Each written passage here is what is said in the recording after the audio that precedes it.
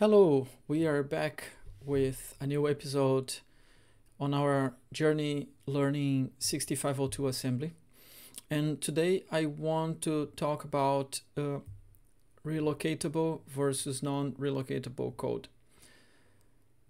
The idea here is when we write an assembly program, we define a base address. In this case, it's hexadecimal 300. And many of the labels or the markers that we put on different parts of our program refer to that base. So the label XPT is a number of bytes above address 300, and when we run the assembler and we turn this into machine code, the assembler is replacing these labels with the memory addresses.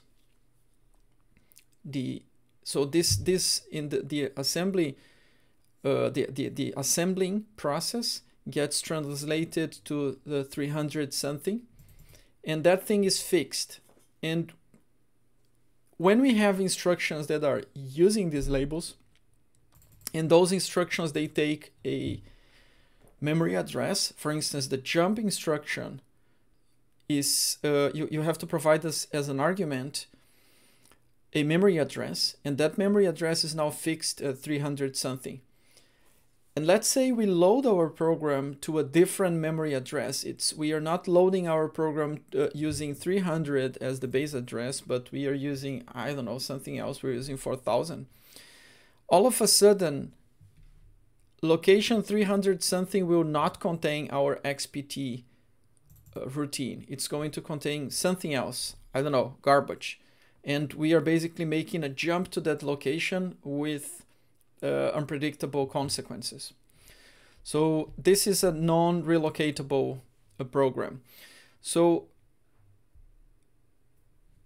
today we're gonna see some techniques to make our programs relocatable, but all these techniques, they involve, to a certain degree, we are sort of cheating assembly. We are leveraging some instructions instead of others.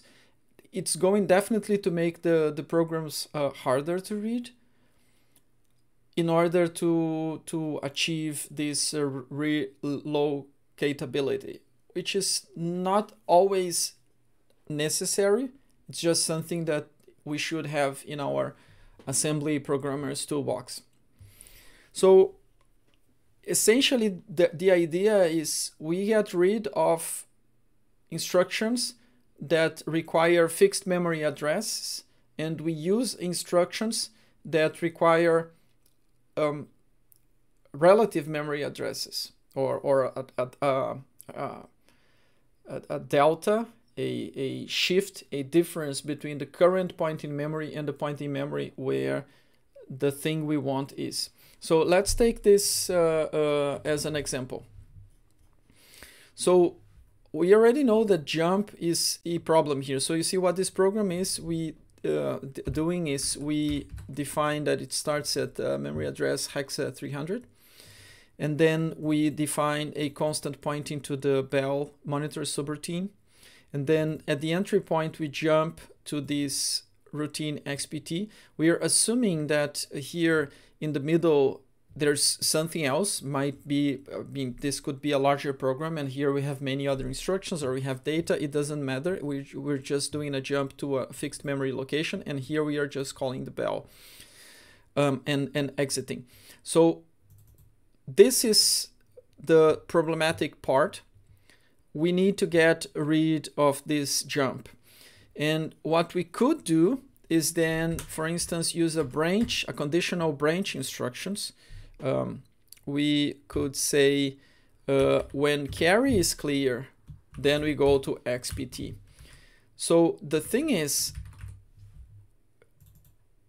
the BCC instruction, these branching instructions, they use a relative position. So when the assembler assembles this program, it's not putting here the fixed memory address where XPT is going to be. It's saying it's that many bytes under our current position. So, but yeah, now we have a branch condition, and the branch is only branching there if the condition is satisfied. So what we do here is we can force the branch to the branch instruction to happen by ensuring that condition holds true. So we are clearing the carry flag, and here we are doing a branch conditional if the carry flag is clear, which will be always true. So that should work. However, the carry flag is probably not the best alternative for us, because the carry flag only, I mean, we use it a lot. So it may be that we are doing this in a context where we also need the value of the carry flag to be used.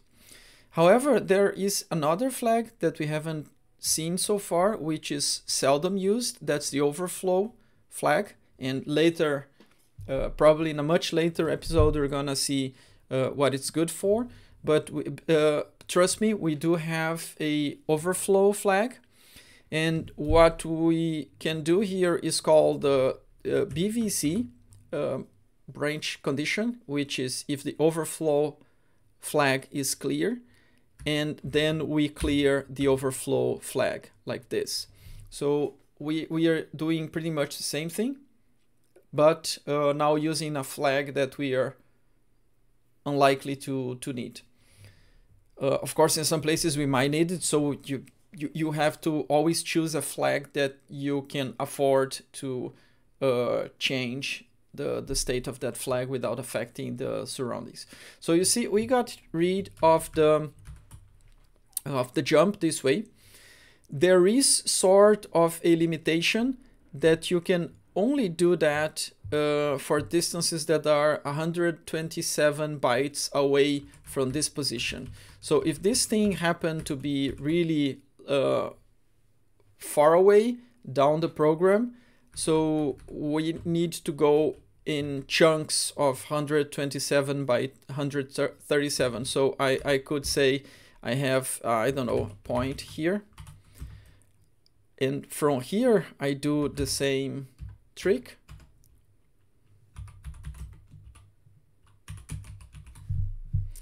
And here I might have some more fill. Something else is happening in this part of the program. And here I go to point 1. So you see, I start here on point 1, branching to point 1, and on point 1 I branch to XPT, which is the final target. So you can see this is quite ugly, but that's, I mean, we are deep in hackland if we want to make relocatable code with 6502 assembly. So that I'll just remove this thing because I think you get the idea, and so we can go back to the previous form of this program. So JSR, jump to subroutine, is another instruction that refers to a fixed memory address. However, in this case we don't care, because the bell subroutine, it's a monitor subroutine, it's always sitting on memory address FF3A, no matter where our program happens to be in memory. So this is actually fine. But if we were calling a subroutine that is, I mean, that we provide as part of our program, then it's a different matter.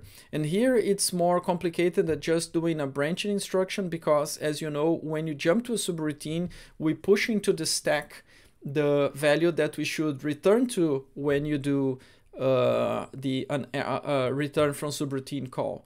So we need to kind of know where we are in memory, and that where is not known at assembly time. So the moment that you're running the assembler, we don't know it. You need to figure that out on the fly. during the execution of the program. So let's see how that is done. Okay, so here's the trick to deal with calling a subroutine dynamically and being able to return to the same address. We're gonna have to go step by step here because this is quite confusing, can be quite confusing.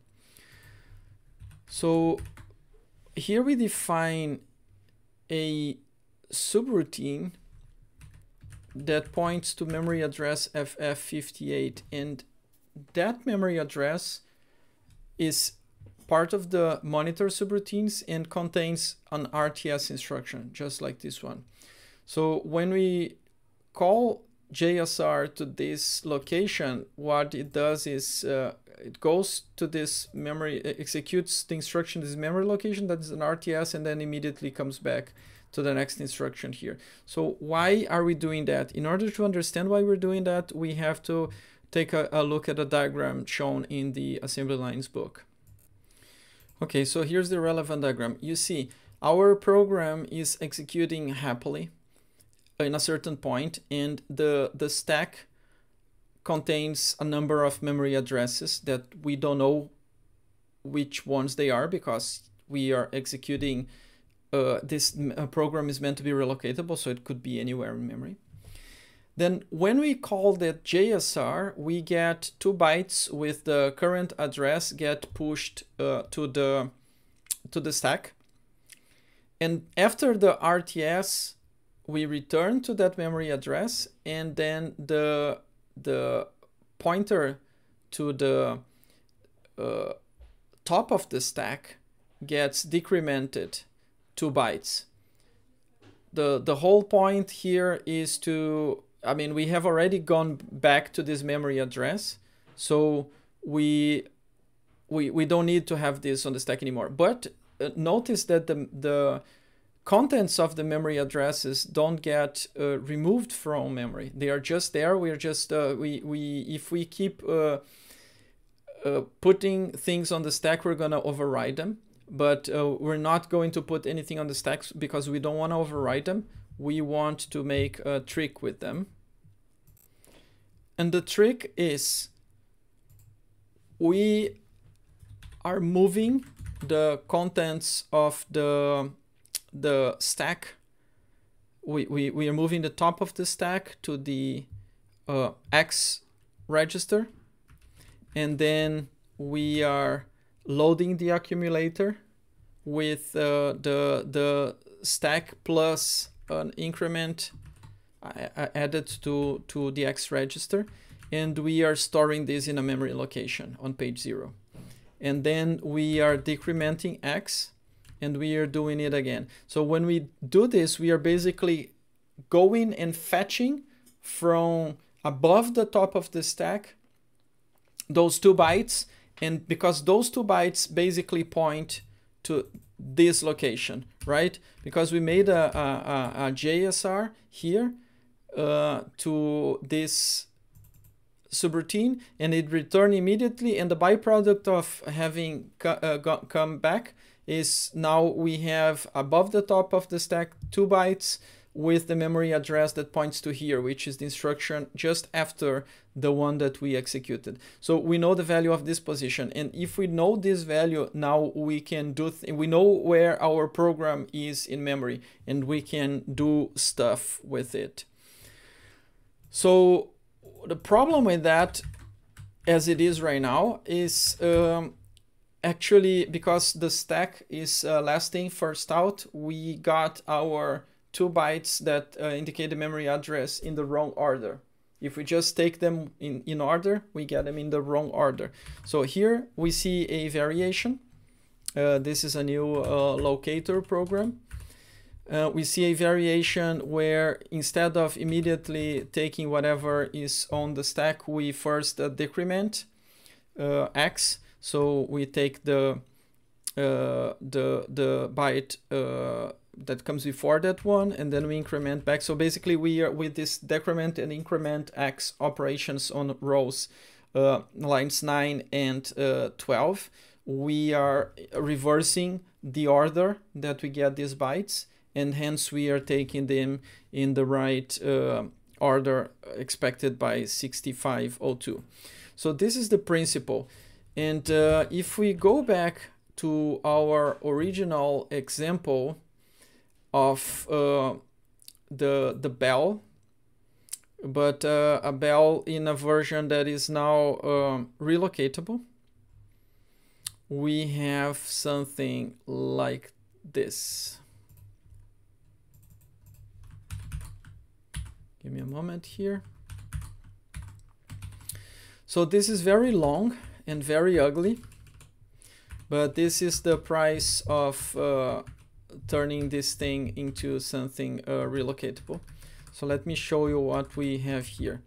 So we declare a number of things. Then we do that JSR to RTRN to return. Then we do our check of the overflow. We force the overflow bit to be clear, and then we branch conditionally, which is not so conditionally. We force going to test. And here on test, what we do is store, because yeah, we put on the stack the memory address of this location there. We store them in a well-known location, in this case PTR on page 0. And then after that, we actually have the XPT function, and we call bell. And then now we have to return to the original point. And then we basically load these pointers back, so we know where we would need to return to. So when we do this RTS here, we are returning to here. So that's how we combine all these things together in order to have both the jump and the JSR to be relocatable. So the assembly lines book chapter 15, I believe, is the chapter, the relevant chapter here, explains in more detail these tricks and actually goes in depth and offer a bit more tricks to make your code more flexible and still relocatable, or a bit more readable. And if you are into that sort of thing, I really recommend that you take the book and go deeper on it. I just wanted to offer you a sample of what it means creating relocatable code in 6502 assembly. This is not something that we're gonna need a lot in the next episodes, because we are assuming that you are loading your program to a known location. So we can write programs that are simpler to understand and simpler to maintain. I hope you have enjoyed this episode, and looking forward to meet you next time.